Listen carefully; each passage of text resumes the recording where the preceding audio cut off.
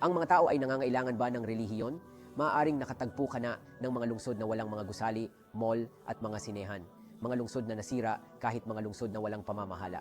Ngunit nakakita ka na ba ng isang lungsod na walang lugar ng pagsamba? Nagkataon lang ba yon? Ang sagot ay hindi, syempre hindi. Iumabas ang pag-aaral na maraming bata ang likas na naniniwala sa Diyos at hindi maiiwasan mayroong tagapaglikha kahit pa ang kanilang mga magulang ay mga ateista. Or sa katunayan tayo bilang mga tao ay may kutob na mayroong isang tagapaglikha. Pero pinipili ng marami na maging manhid sa pakiramdam na iyon. Nilulunod natin ang ating sarili sa trabaho, paglilibang at buhay at pinipiling huwag pansinin ang likas na tawag na iyon, ang tawag ng pananampalataya na maririnig habang sinisimulan nating isara ang mga ingay sa labas. Palaging sinusubukan ng mga tao na tumuklas ng isang pamantayan para masabi ang pagkakaiba ng mabuti sa masama, tama at mali. Ngunit tayo ay naapektuhan ng ating kapaligiran at sa pagpapalaki sa atin. Ang totoo, tayo bilang mga tao ay hindi palaging kumikilos ng mabuti kahit pa tayo ay maaaring mabuting tao. Ang Diyos ang makatwirang batayan ng moralidad.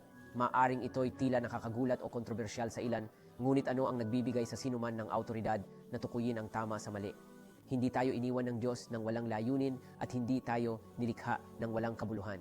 Hindi niya tayo pinabayaan sa sarili nating kapritsyo at kagustuhan. Sa halip, ipinasiya niya para sa atin kung ano ang tama sa mali sa moral. Maraming mga tao ang hindi gusto na sabihin kung ano ang tama sa mali. Ngunit sa kasamaang palad, binabaliwala nila ang katotohanan na tayo ay tao at tayo ay hindi perpekto. Ang Diyos, gayunpaman, ay perpekto sa lahat ng paraan. Ang kanyang kaalaman ay ganap, ang kanyang kapangyarihan ay walang hanggan at siya ay maawain sa atin bilang mga tao. Kaya nga nagpadala siya sa atin ng mga propeta at mensahero para sa gabay at patnubay. Si Propeta Muhammad, sumakanya nawa ang kapayapaan, ang huli sa mahabang hanay na ito ng mga propeta at mensahero ay gumabay sa atin sa isang komprehensibong pamantayang moral.